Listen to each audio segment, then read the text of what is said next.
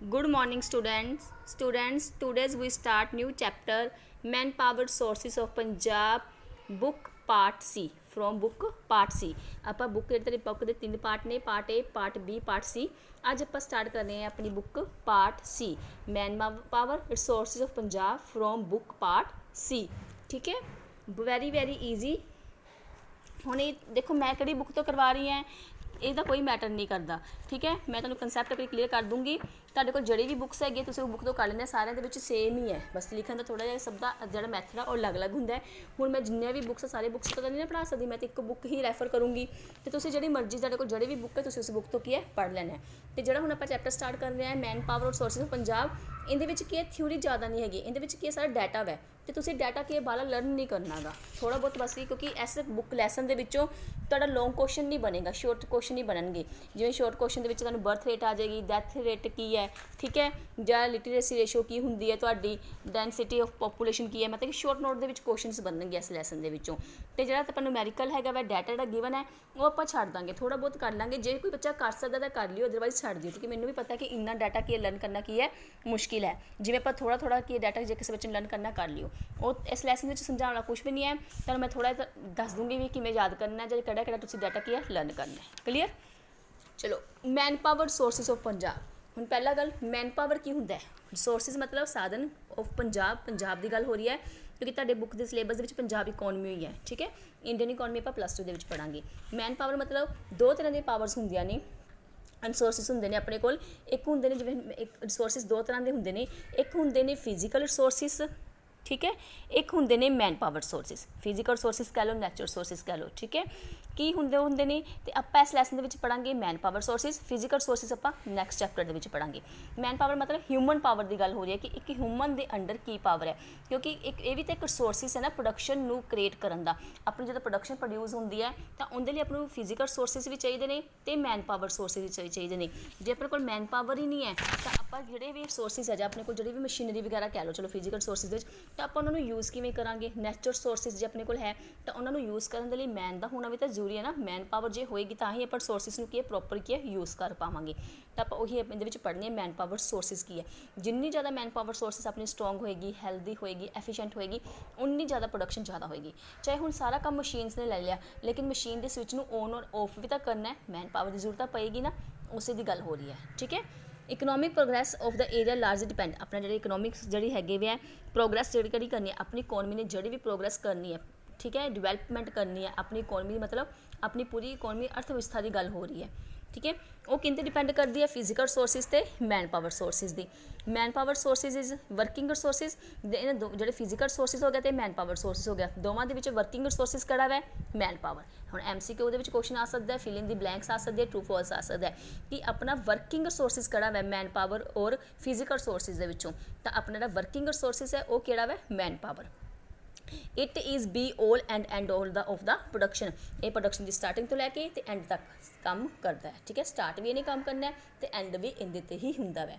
Punjab is the deficient in natural resources, Punjab ਦੇ ਵਿੱਚ ਕੀ natural resources ਦੀ ਕਮੀ ਪਾਈ ਗਈ ਹੈ, ਬਟ ਇਹਦੇ ਵਿੱਚ ਜਿਹੜੇ ਨੈਚੁਰਲ ਰਿਸੋਰਸਿਸ ਜਿਹੜੇ ਮੈਨ ਪਾਵਰ ਰਿਸੋਰਸਿਸ ਨੇ ਉਹ ਬਹੁਤ ਹਾਰਡ ਵਰਕਿੰਗ ਹੈ ਅਤੇ ਐਫੀਸ਼ੀਐਂਟ ਨੇ। ਸੋ ਪੰਜਾਬ ਦੀ ਜਿਹੜੀ ਪ੍ਰੋਡਕਸ਼ਨ ਹੈ ਇੱਕ ਰਿਚਟ ਸਟੇਟ ਹੈ ਅਤੇ ਠੀਕ ਹੈ, ਅਤੇ ਇਹਦੀ ਪ੍ਰੋਡਕਸ਼ਨ ਕੀ ਹੈ ਅੱਛੀ ਹੈ। ਅਤੇ ਜਿਹੜੀ ਮੈਨ ਪਾਵਰ ਦੇ ਰਿਸੋਰਸਿਸ ਹੁੰਦੇ ਨੇ ਉਹ ਦੋ ਹੁੰਦੇ ਨੇ। Manpower has two aspect, manpower ਦੇ ਰਿਸੋਰਸਿਸ ਨੇ ਉਹਦੇ ਦੋ ਅਸਪੈਕਟ ਨੇ, ਦੋ ਇਹਦੇ ਪੁਆਇੰਟਸ ਨੇ। ਕਿਹੜੇ ਨੇ? ਹਾਂਜੀ, ਇੱਕ ਹੁੰਦਾ ਹੈ ਕੁਆਂਟੀਟੇਟਿਵ ਐਸਪੈਕਟ, ਇੱਕ ਹੁੰਦਾ ਹੈ ਕੁਆਲੀਟੇਟਿਵ ਐਸਪੈਕਟ। ਕੁਆਲੀਟੇਟਿਵ ਐਸਪੈਕਟ ਮਤਲਬ ਲਿਟਰੇਸੀ ਆ ਗਿਆ ਅਤੇ ਆਊਟਲੁੱਕ ਆ ਗਿਆ, ਅਤੇ ਕੁਆਂਟੀਟੇਟਿਵ ਐਸਪੈਕਟ ਦੇ ਵਿੱਚ ਕੀ ਆਊਗਾ? Size of population, birth rate, growth rate, death rate. Clear? ਯਾਦ ਕਰਨਾ ਹੈ। ਕੁਆਂਟਿਟੀ ਮਤਲਬ ਕੁਆਂਟਿਟੀ ਦੱਸਣੀ ਕਿੰਨੀ ਮਾਤਰਾ ਹੈ ਆਪਣੇ ਦੇਸ਼ ਦੇ ਵਿੱਚ ਮੈਨ ਪਾਵਰ ਦੀ, ਅਤੇ ਕੁਆਲਿਟੀ ਮਤਲਬ ਉਹਦੇ ਵਿੱਚ ਕੀ ਕੁਆਲਿਟੀ ਹੈ, ਕੀ ਉਹਦੀ ਆਊਟਲੁੱਕ ਹੈ, ਕੀ ਉਹਦੀ ਲਿਟਰੇਸੀ ਹੈ। ਠੀਕ ਹੈ, ਲਿਟਰੇਸੀ ਮਤਲਬ ਪੜ੍ਹੇ ਲਿਖੇ ਕਿੰਨੇ ਨੇ, ਇਹ ਕੁਆਲਿਟੀ ਹੋ ਗਈ ਨਾ ਕਿਸੇ ਇਨਸਾਨ ਦੀ, ਉਹ ਚੀਜ਼।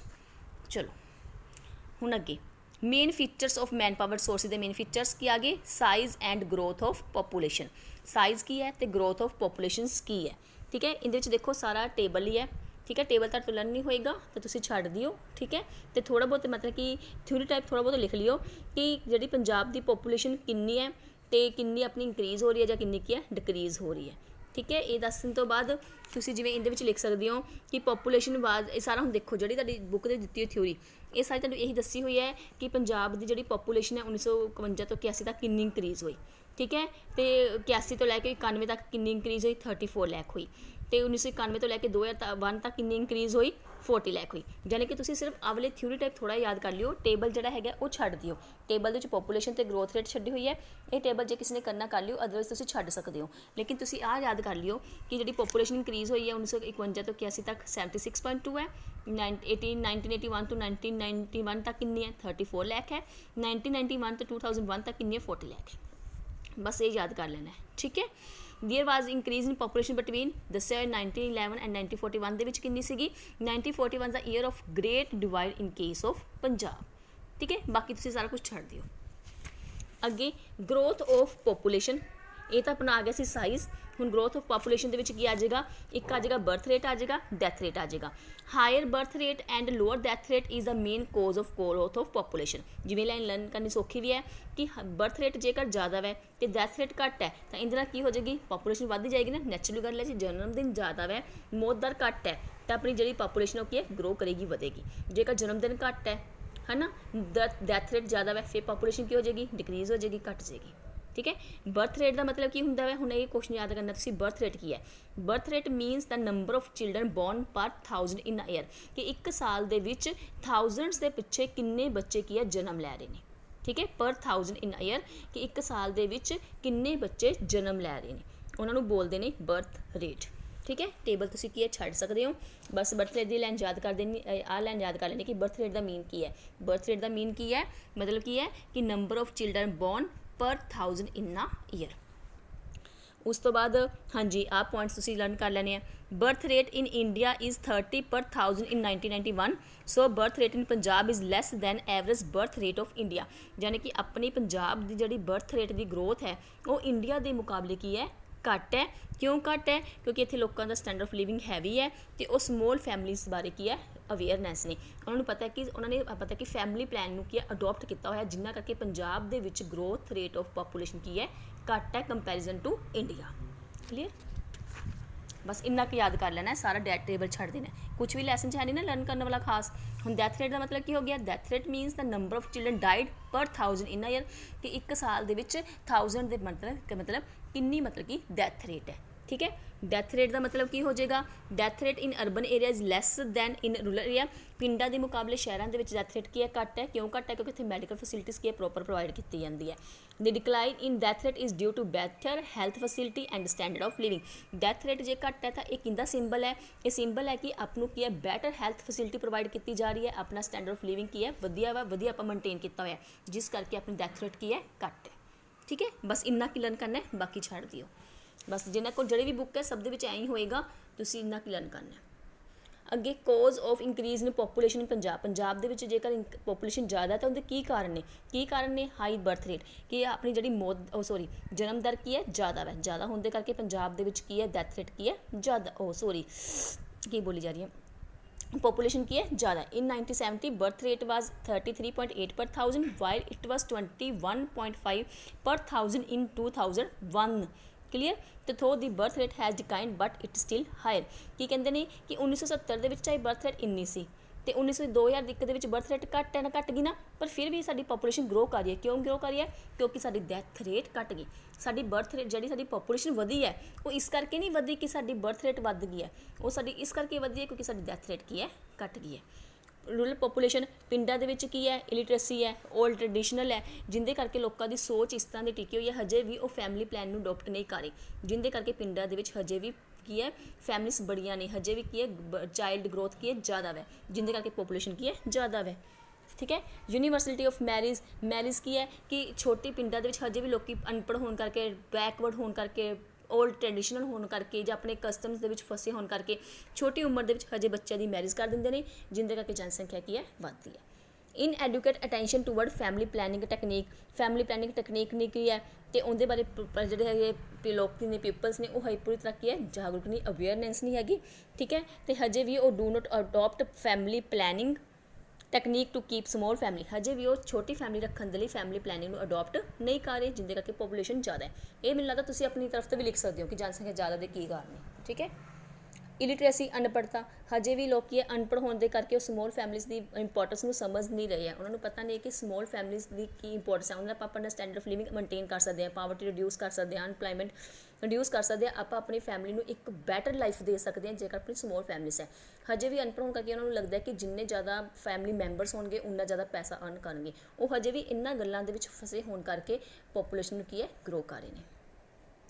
ਅੱਗੇ ਆ ਗਿਆ ਮਾਈਗ੍ਰੇਟਰੀ ਲੇਬਰਸ, ਜਿਹੜੇ ਲੇਬਰਸ ਕੀ ਨੇ ਆਪਣੇ ਦੇਸ਼ ਦੇ ਵਿੱਚ ਮਾਈਗ੍ਰੇਟ ਕਰ ਰਹੇ ਨੇ। ਮਾਈਗ੍ਰੇਟ ਮਤਲਬ ਇੱਕ ਜਗ੍ਹਾ ਤੋਂ ਦੂਜੀ ਥਾਂ 'ਤੇ ਜਾਣਾ। ਹਜੇ ਵੀ ਯੂਪੀ ਤੋਂ, ਬਿਹਾਰ ਤੋਂ, ਝਾਰਖੰਡ ਤੋਂ ਇਹ ਲੋਕ ਪੰਜਾਬ ਦੇ ਵਿੱਚ ਆ ਰਹੇ ਨੇ, ਜਿਹਦੇ ਕਰਕੇ ਪੰਜਾਬ ਦੀ ਪੋਪੂਲੇਸ਼ਨ ਇੰਕਰੀਜ਼ ਹੋ ਰਹੀ ਹੈ।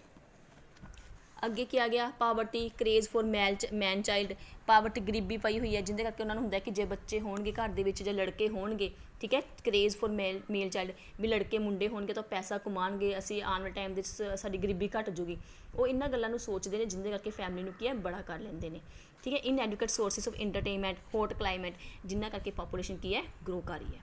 ਡਿਕਲਾਈਨ ਇਨ ਡੈਥ ਰੇਟ ਘੱਟ ਰਹੀ ਹੈ। ਮੈਡੀਕਲ ਫੈਸਿਲਿਟੀਜ਼ ਦੇ ਰਹੇ ਨੇ, ਹੈਲਥ ਫੈਸਿਲਿਟੀ ਵਧੀਆ ਹੋਣ ਕਰਕੇ ਡੈਥ ਰੇਟ ਘੱਟ ਰਹੀ ਹੈ। ਅਤੇ ਬਰਥ ਰੇਟ ਚਾਹੇ ਘੱਟ ਰਹੀ ਉਨੀ ਹੀ ਹੈ, ਜਿਹਦੇ ਕਰਕੇ ਪੋਪੂਲੇਸ਼ਨ ਵੱਧ ਰਹੀ ਹੈ। ਕਿਉਂਕਿ ਆਪਣਾ ਮੇਨ ਫੋਕਸ ਕਿੰਤੇ 'ਤੇ ਹੈ ਕਿ ਪੋਪੂਲੇਸ਼ਨ ਕਿਉਂ ਗਰੋ ਕਰ ਰਹੀ ਹੈ, ਕਿਉਂਕਿ ਡੈਥ ਰੇਟ ਘੱਟ ਰਹੀ ਹੈ, ਠੀਕ ਹੈ। ਅੱਗੇ ਕਰਦੇ ਹਾਂ density of population. Density of population ਦਾ ਮਤਲਬ ਹੁੰਦਾ ਹੈ ਕਿ average number of people living per square kilometre, ਕਿ ਇੱਕ ਪਰ ਸਕੁਅਰ ਕਿਲੋਮੀਟਰ ਦੇ ਵਿੱਚ ਕਿੰਨੇ ਪੀਪਲਸ ਰਹਿ ਰਹੇ ਨੇ, ਠੀਕ ਹੈ। ਇਹ ਤੁਸੀਂ ਜਿਵੇਂ 2 ਮਾਰਕਸ ਦੇ ਵਿੱਚ ਕੁਐਸਚਨ ਆ ਸਕਦਾ, ਤੁਸੀਂ ਯਾਦ ਕਰ ਲੈਣਾ ਕਿ ਕੀ ਆ ਗਿਆ ਕਿ ਆਪਣੇ ਪਰ ਸਕੁਅਰ ਕਿਲੋਮੀਟਰ ਦੇ ਵਿੱਚ ਜਿੰਨੇ ਪੀਪਲਸ ਰਹਿ ਰਹੇ ਨੇ ਉਹਨਾਂ ਨੂੰ ਕਹਿੰਦੇ ਨੇ ਡੈਂਸਿਟੀ ਆਫ ਪੋਪੂਲੇਸ਼ਨ। ਇਹਨੂੰ ਕਿਵੇਂ ਆਪਾਂ ਨਿਕਾਲਾਂਗੇ, ਟੋਟਲ ਪੋਪੂਲੇਸ਼ਨ ਨੂੰ ਟੋਟਲ ਏਰੀਆ ਦੇ ਨਾਲ ਡਿਵਾਈਡ ਕਰ ਦਿਓ, ਆਪ ਨੂੰ ਪਤਾ ਲੱਗ ਜਾਊਗਾ ਕਿ ਪਰ ਸਕੁਅਰ ਕਿਲੋਮੀਟਰ ਦੇ ਵਿੱਚ ਕਿੰਨੇ ਪਰਸਨਸ ਰਹਿ ਰਹੇ ਨੇ। ਕਲੀਅਰ, ਟੇਬਲ ਤੁਸੀਂ ਛੱਡ ਦਿਓ, ਸੌਖਾ ਹੀ ਹੈ ਨਾ। ਅੱਗੇ ਆ ਗਿਆ ਕਲਾਈਮੇਟ ਕੀ ਹੈ, ਉਹ ਪੰਜਾਬ ਦਾ ਹੈਲਥ ਲਈ ਵਧੀਆ, ਜਿਸ ਕਰਕੇ ਪੰਜਾਬ ਦੇ ਵਿੱਚ ਪੋਪੂਲੇਸ਼ਨ ਜ਼ਿਆਦਾ ਹੈ। ਇਰੀਗੇਸ਼ਨ ਫੈਸਿਲਿਟੀਜ਼, ਆਪਣੇ ਪੰਜਾਬ ਦੇ ਵਿੱਚ ਪ੍ਰੋਡਕਸ਼ਨ ਦੇ ਲਈ ਇਰੀਗੇਸ਼ਨ ਫੈਸਿਲਿਟੀਜ਼ ਵਧੀਆ ਪ੍ਰੋਵਾਈਡ ਕੀਤੀਆਂ ਜਾ ਰਹੀਆਂ ਨੇ, ਜਿਹਦੇ ਕਰਕੇ ਪੰਜਾਬ ਦਾ ਇੱਕ ਐਗਰੀਕਲਚਰ ਏਰੀਆ ਹੀ ਹੈ, ਜਿਸ ਕਰਕੇ ਉੱਥੇ ਪੋਪੂਲੇਸ਼ਨ ਜ਼ਿਆਦਾ ਹੋ ਰਹੀ ਹੈ। ਇੰਡਸਟਰੀਜ਼, ਜਲੰਧਰ ਅਤੇ ਲੁਧਿਆਣਾ ਦੇ ਵਿੱਚ ਇੰਡਸਟਰੀਜ਼ ਬਹੁਤ ਵਧੀਆ ਨੇ, ਇੰਡਸਟਰੀਜ਼ ਜ਼ਿਆਦਾ ਹੋਣ ਕਰਕੇ ਵੀ ਪੋਪੂਲੇਸ਼ਨ ਜ਼ਿਆਦਾ ਹੈ। Security of life and property, ਜਿਹੜੇ ਬੋਰਡਰ ਏਰੀਆ ਹੁੰਦੇ ਨੇ ਉੱਥੇ ਆਪਣੀ ਲਾਈਫ ਜ਼ਿਆਦਾ ਸਿਕਿਉਰਿਟੀ ਨਹੀਂ ਹੁੰਦੀ, ਨਾ ਹੀ ਆਪਣੀ ਪ੍ਰੋਪਰਟੀ ਸਿਕਿਉਰ ਉੱਥੇ, ਨਾ ਹੀ ਆਪਣੀ ਲਾਈਫ ਸਿਕਿਉਰ ਹੈ। ਯਾਨੀ ਕਿ ਜਿਹੜਾ ਬੋਰਡਰ ਏਰੀਆ ਹੋਊਗਾ ਉਸ ਏਰੀਆ 'ਤੇ ਕੋਲ ਹੋਏਗੀ ਪੋਪੂਲੇਸ਼ਨ ਘੱਟ ਹੋਏਗੀ ਅਤੇ in comparison to other areas. Rain also effect the density of population, rain ਵੀ ਇਫੈਕਟ ਕਰਦੀ ਹੈ ਪੋਪੂਲੇਸ਼ਨ ਦੀ ਡੈਂਸਿਟੀ ਨੂੰ। Punjab is an agriculture state, inadequate rain make it population density thick. ਜੇਕਰ ਜਿੱਥੇ ਲੱਗਦਾ ਕਿ ਜਿੱਥੇ ਬਾਰਿਸ਼ਾਂ ਬਹੁਤ ਜ਼ਿਆਦਾ ਹੋਣਗੀਆਂ ਉਹਨਾਂ ਏਰੀਆ ਦੇ ਵਿੱਚ ਪੋਪੂਲੇਸ਼ਨ ਘੱਟ ਹੋਏਗੀ। ਫੋਰੈਸਟ, ਜੰਗਲੀ ਏਰੀਆ ਦੇ ਵਿੱਚ ਪੋਪੂਲੇਸ਼ਨ ਘੱਟ ਹੋਏਗੀ ਇਨ ਕੰਪੈਰੀਜ਼ਨ ਟੂ ਅਦਰ ਏਰੀਆਜ਼, ਯਾਨੀ ਕਿ ਫਲੈਟ ਜਿਹੜੇ ਪਲੇਨ ਏਰੀਆ ਹੁੰਦੇ ਆ ਉੱਥੇ ਪੋਪੂਲੇਸ਼ਨ ਜ਼ਿਆਦਾ ਹੋਏਗੀ। ਜੰਗਲ ਵਿੱਚ ਆਪਾਂ ਦੇਖੀਏ ਜੰਗਲਾਂ ਦੇ ਵਿੱਚ ਕੌਣ ਰਹਿੰਦਾ, ਜੰਗਲੀ ਏਰੀਆ ਦੇ ਵਿੱਚ ਪੋਪੂਲੇਸ਼ਨ ਦੀ ਡੈਂਸਿਟੀ ਘੱਟ ਹੋਏਗੀ। ਡੈਂਸਿਟੀ ਦਾ ਮਤਲਬ ਹੁੰਦਾ ਕਿ ਪਰ ਸਕੁਅਰ ਕਿਲੋਮੀਟਰ ਵਿੱਚ ਕਿੰਨੇ ਪਰਸਨ ਰਹਿ ਰਹੇ ਨੇ, ਯਾਨੀ ਕਿ ਜਿਹੜਾ ਫੋਰੈਸਟ ਵਾਲਾ ਏਰੀਆ ਹੋਏਗਾ ਉੱਥੇ ਪੋਪੂਲੇਸ਼ਨ ਹੋਏਗੀ, ਘੱਟ ਹੋਏਗੀ। formation of land effect density of population ਨੂੰ, density is low in hilly area as compared to plain, ਜਿਹੜੇ hilly area ਹੁੰਦੇ ਨੇ ਉੱਥੇ population ਘੱਟ ਹੁੰਦੀ ਹੈ comparison to plain area।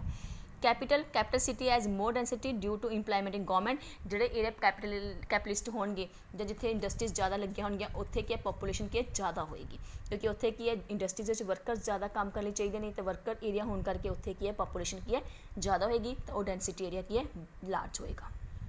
Clear, ਮੈਨੂੰ ਲੱਗਦਾ ਨਹੀਂ ਕੋਈ ਪ੍ਰੋਬਲਮ ਹੋਏਗੀ ਕਿਸੇ ਨੂੰ। ਜੇ ਕਿਸੇ ਨੇ ਕੁਛ ਨੋਟ ਵੀ ਕਰਨਾ ਤਾਂ ਤੁਹਾਨੂੰ ਇੱਥੋਂ ਕਲੀਅਰ ਵੀ ਹੋ ਰਿਹਾ ਵਾ, ਤੁਸੀਂ ਨੋਟ ਕਰ ਸਕਦੇ ਹੋ, ਠੀਕ ਹੈ। ਬਾਕੀ ਸਾਰੇ ਬੁੱਕਸ ਦੇ ਵਿੱਚ ਸਾਰੇ ਟੌਪਿਕਸ ਹੈਗੇ ਨੇ। ਅੱਗੇ ਆ ਗਿਆ ਲਿਟਰੇਸੀ ਰੇਸ਼ੋ ਮਤਲਬ ਆਪਣੇ ਕਿੰਨੇ ਪਰਸਨਸ ਪੜ੍ਹੇ ਲਿਖੇ ਨੇ, ਇਹਦਾ ਮਤਲਬ number of peoples who can read and write per 100 person, ਕਿ 100 ਪਰਸਨਸ ਦੇ ਮਗਰ ਕਿੰਨੇ ਪਰਸਨਸ ਨੇ ਜਿਹੜੇ ਪੜ੍ਹ ਸਕਦੇ ਨੇ, ਲਿਖ ਸਕਦੇ ਨੇ, ਉਹਨੂੰ ਬੋਲਦੇ ਨੇ ਲਿਟਰੇਸੀ ਰੇਸ਼ੋ, ਜੇ ਆਪਾਂ ਕੱਢਣੀ ਹੋਵੇ ਤਾਂ, ਠੀਕ ਹੈ। ਇਹਨੂੰ ਆਪਾਂ ਕਿਵੇਂ ਕੱਢਾਂਗੇ, ਦੇਖੋ ਲਿਟਰੇਸੀ ਪ੍ਰਪੋਰਸ਼ਨ ਨੂੰ ਕੱਢਣਾ ਹੋਵੇ ਤਾਂ ਟੋਟਲ ਪਾਪੂਲੇਸ਼ਨ ਦੇ ਨਾਲ ਡਿਵਾਈਡ ਕਰ ਦਿਓ, ਜਿੰਨੀ ਆਪਣੀ ਪੜ੍ਹੇ ਲਿਖੇ ਪਰਸਨਸ ਨੇ ਅਤੇ ਜਿੰਨੀ ਆਪਣੀ ਟੋਟਲ ਪਾਪੂਲੇਸ਼ਨ ਹੈ, ਦੋਵਾਂ ਨੂੰ ਡਿਵਾਈਡ ਕਰ ਦਿਓ, ਮਲਟੀਪਲਾਈ 100, ਤਾਂ ਪਤਾ ਲੱਗ ਜਾਊਗਾ ਕਿ ਆਪਣੀ ਰੇਸ਼ੋ ਕਿੰਨੀ ਹੈ ਲਿਟਰੇਸੀ ਰੇਸ਼ੋ ਕੱਢਣ ਦਾ ਫਾਰਮੂਲਾ ਕੀ ਹੁੰਦਾ ਵੈ, ਜਿੰਨੇ ਪਰਸਨਸ ਪੜ੍ਹੇ ਲਿਖੇ ਨੇ ਉਹਨਾਂ ਨੂੰ ਡਿਵਾਈਡ ਕਰ ਦਿਓ ਟੋਟਲ ਪਾਪੂਲੇਸ਼ਨ ਦੇ ਨਾਲ ਮਲਟੀਪਲਾਈ 100, ਪੇਪਰ 'ਚ ਫਾਰਮੂਲਾ ਆ ਸਕਦਾ ਵਾਲਾ, ਠੀਕ ਹੈ। ਜਿਹੜੇ ਤੁਹਾਡੇ ਹੈਗੇ ਨੇ ਟੇਬਲਸ, ਇਹ ਸਾਰਾ ਛੱਡ ਦਿਓ, ਟੇਬਲਸ ਕਰਨ ਦੀ ਜ਼ਰੂਰਤ ਨਹੀਂ ਹੈਗੀ, ਜਾਣੀ ਕਿ ਤੁਸੀਂ ਇਲਿਟਰੇਸੀ ਰੇਸ਼ੋ ਦੇ ਵਿੱਚ ਆਪ ਲਾਈਨਸ ਯਾਦ ਕਰਨੀ, ਮੀਨਿੰਗ ਯਾਦ ਕਰਨਾ ਹੈ, ਅਤੇ ਇਹਦਾ ਇੱਕ ਫਾਰਮੂਲਾ ਯਾਦ ਕਰ ਲੈਣਾ ਹੈ। ਕਲੀਅਰ, ਟੇਬਲਸ ਛੱਡ ਦਿਓ। कुछ भी नहीं रहा फिर तो तुहाडे कोल याद करन नूं, है ना। अगे आ गया सैक्स रेशो। सैक्स रेशो मतलब मेल ते females. Sex ratio mean the number of females per 1000 mails, कि 100 मेल्स के मगर किन्ने फीमेल्स ने, ठीक है। ये तुसीं याद कर लेना है। अगे टेबल्स तुसीं छड्ड सकदे हो। होर बाकी जो तुहानूं कोई विच लाइन लगदी तो तुसीं पढ़ के देख लिओ, याद कर लिओ। हुण केरला दे विच दस्सिया होया है कि 1057 मतलब कि फीमेल्स ने पर 1000 मेल, कि 1000 मेल्स के मगर 1057 की ने फीमेल्स, यानी कि उत्थे फीमेल्स की पॉपूलेशन की है ज़्यादा केरला दे विच। MCQ दे विच क्वेश्चन आ सकता है, ठीक है। Decline in death rate of woman has decline, it is due a marriage at a mature stage, ठीक है। हैल्थ केयर हुण की हो गया, कहते डैथ रेट घट रही है लेडीज़ की, क्योंकि हुण आपां मैरिज की एक डेट फिक्स करती। पहला की हुंदा सी लड़कियां दी छोटी उम्र दे विच मैरिज कर दिंदे सीगे, जिन्ना करके उन्हां दी हैल्थ की है खराब हो जाती सी। लेकिन मैरिज डेट आपां एक मेच्योर स्टेज बनाने करके उन्हां दी हैल्थ की है वोमैन की डैथ रेट की है घट गई है। हैल्थ केयर वोमैनस आर एजुकेटेड, हुण वोमैनस पढ़े लिखिया ने, जिन्ना करके वो अपनी सेहत का की है वधिया ध्यान रख सकते हैं, जिन्ना करके डैथ रेट की है घट रही है। अडोप्शन ऑफ फैमिली प्लैनिंग, पहला लेडीज़ की ਹੁੰਦੀਆਂ ਸੀਗੀਆਂ कि किन्ने किन्ने बेबी बॉर्न करदियां सी, है ना। किसी के 10 बच्चे, किसी के 15 बच्चे, जिन्ना करके उन्हों का शरीर खराब हो जाता सी, उन्होंने बॉडी की इन्नी वधिया नहीं रहिंदी सीगी। लेकिन हुण लेडीज़ की ने पढ़े लिखे होने करके वो फैमिली प्लैन अडोप्ट करते हैं, जिन्ना करके उन्होंने सेहत की है वधिया होंदी है, ठीक है। Higher per capita income, due to higher per capita income females are cared properly, so their ratio has increase. हुण की हो गया कि पर कैपिटा इनकम ज़्यादा होने करके फीमेल्स अपनी की है प्रॉपर की है केयर कर सकते हैं, जिन्ना करके डैथ रेट की है घट गई है। पहला किसी फीमेल्स की डैथ रेट बहुत ज़्यादा सी, जिन्ना करके मेल पिछे उन्हों की जी एवरेज से घट जाती सी, लेकिन हुण फीमेल्स की डैथ रेट की है घट गई है, ठीक है। अर्बनाइजेशन, अर्बनाइजेशन का मतलब की हो गया शहरीकरण, इनका मतलब की हो गया the tendency of the persons to settle down in urban area is called urbanisation, कि किन्ने पर्सनस के अर्बन एरिया के विच सैटल डाउन ने उन्होंने की बोलते हैं अर्बनाइजेशन मतलब शहरीकरण, ठीक है। टेबल्स तुसीं छड्ड दिओ।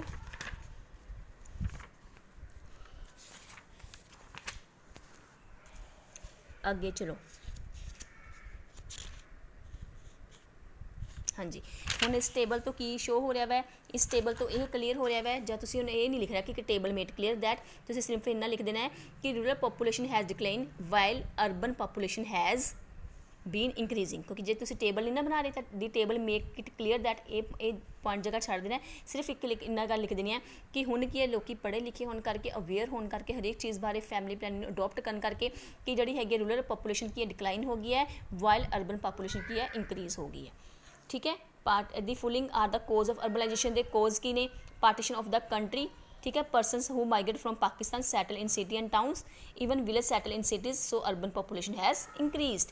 Backward village, there is no medicine education and internet facilities, हुण के बैकवर्ड एरिया के ना कोई मैडिकल फैसिलिटी है, ना कोई एजुकेशन है, ना कोई इंटरटेनमेंट फैसिलिटीज़ है, तो village population shift to city to enjoy this facility, जिन्ना करके पेंडू लोग हुण शहरों के शिफ्ट कर रहे हैं। हुण देख रहे हैं कि आप देखते कि अपने बच्चों को की है जो पिंडों के रहने तो उत्थे उन्होंने प्रॉपर एजुकेशन फैसिलिटीज़ प्रोवाइड नहीं हो रही, मैडिकल फैसिलिटी नहीं हो रही, जिन्ना करके वो शहरों के की है माइग्रेट हो रही हैं, जिन्ना करके की है कि विलेज की है पॉपूलेशन डिक्लाइन हो रही है, तो वाइल की है अर्बन एरिया की जी पॉपूलेशन की है इंक्रीज हो रही है। अगे इंडस्ट्रीलाइजेशन हो गया, इंडस्ट्रीलाइजेशन होने करके भी की है भी पीपल्स काम की क्लास के पिंडों तो किए जाते हैं शहरों के जाते हैं। उस तो बाद टेबल फिर की आ गया, टेबल छड्ड दिओ। हाँ जी, occupational distribution of population, if the majority of people are engaged in population it mean economic development is not enough, कहते हैं जेकर लोगों की मेजोरिटी की है, हाँ जी। ऑक्यूपेशनल डिस्ट्रीब्यूशन ऑफ पॉपूलेशन का मतलब की होंगे कि जी अपनी पॉपूलेशन है वो किमें अलग अलग कामों के डिस्ट्रीब्यूट हुई हुई है। Occupational distribution of population mean का क्या कि डिफरेंट ऑक्यूपेशन, पहला किसी सारे एग्रीकल्चर के अपना जोड़ा है पंजाब या इंडिया किसी एग्रीकल्चर बेस्ड सी, लेकिन हूँ तो बहुत ज़्यादा इंडस्ट्रीज़ की है डिवेलप हो गए हैं, तो जिन्ना करके पीपल्स भी की है हूँ एग्रीकल्चर तो अलग अलग इंडस्ट्रीज़ की है डिस्ट्रीब्यूट हो गए हैं, शिफ्ट हो गए हैं, ठीक है। तो it is majority of people are engage in agriculture it mean economic development non if, कि कहते जेकर अपने पीपल्स के ज़्यादातर एग्रीकल्चर के लगे हुए सी, उन्होंने मेजोरिटी ज़्यादा उत्थे सी, तो वो अपनी डिवेलपमेंट के लिए काफ़ी नहीं सी, तो की हो गया कि if large part of population implied industries the country will be economically advance, कहते हैं जेकर अपनी पॉपूलेशन का एक वड्डा पार्ट की है इंडस्ट्रीज़ में लगा होया वै तो अपने नाल की होएगा, तो इहदे नाल अपनी इकोनॉमी की हो जाएगी एडवांस हो जाएगी, मतलब कि फॉरवर्ड हो जाएगी, अगे वाल चलनी शुरू कर देगी, डिवेलप करेगी।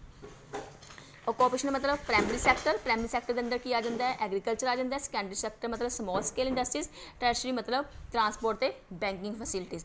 यानी कि जो अपना इंडिया है वो 3 पार्ट के डिवाइड है, प्राइमरी सैकेंडरी एंड टैरशरी। प्राइमरी के सारे नैचुरल सोर्सिस आ जाते हैं, सैकेंडरी के जो प्राइमरी सैक्टर्स दिंदे नैचुरल सोर्सिस की सहायता के आप जो चीज़ां बनाने हैं, जिवें कणक आ गई ये नैचुरल होगी, कणक तो आटा वगैरह बनाना, बिस्किट केक वगैरह बनाना, वो की आ गया सैकेंडरी। ठीक है, तो टर्शरी खेतर में transport facilities, communication resources, banking कि अपने तैयार माल को एक थां तो दूजी थां पर पहुँचाना, वो की आ जाता अपना टर्शरी सैक्टर। 3 तरह के सैक्टर्स होंगे ने। प्राइमरी सैक्टर सारा क्या आ जाऊगा नैचुरल होंगे सारा। प्राइमरी सैक्टर इट इंकलूड जिवें दस्सिया भी होया सारा, it includes agriculture, poultry, dairy, fishing sector. Secondary के की आ जाऊगा small scale and cottage industries भी जो नैचुरल सोर्सिस यूज़ करते हुए जो इंडस्ट्री के चीज़ां बनाई जाती हैं वो किंदे अंडर आ जाता है सैकेंडरी सैक्टर। टर्शरी सैक्टर की आ जाऊगा कम्युनिकेशन मतलब एक थां तो दूजी थां तक अपनी गल पहुँचाने का सोर्सिस, जिवें नैट हो गया, बैंकिंग हो गया, है ना, रोड वगैरह हो गया, टैलीफोन हो गया, टैलीविजन हो गया, रेडियो हो गया। ट्रांसपोर्ट तो पता ही एक जगह तो दूजी थां पर जाना, तो कम्युनिकेशन मतलब एक थां तो दूजी थां तक अपनी गल पहुँचाना, ट्रांसपोर्ट मतलब एक थां तो दूजी थां तक जाना, बैंकिंग, इंश्योरेंस एंड कॉमर्स मतलब ट्रेड। ठीक है, कॉमर्स मतलब की होंगे ट्रेड आ गया।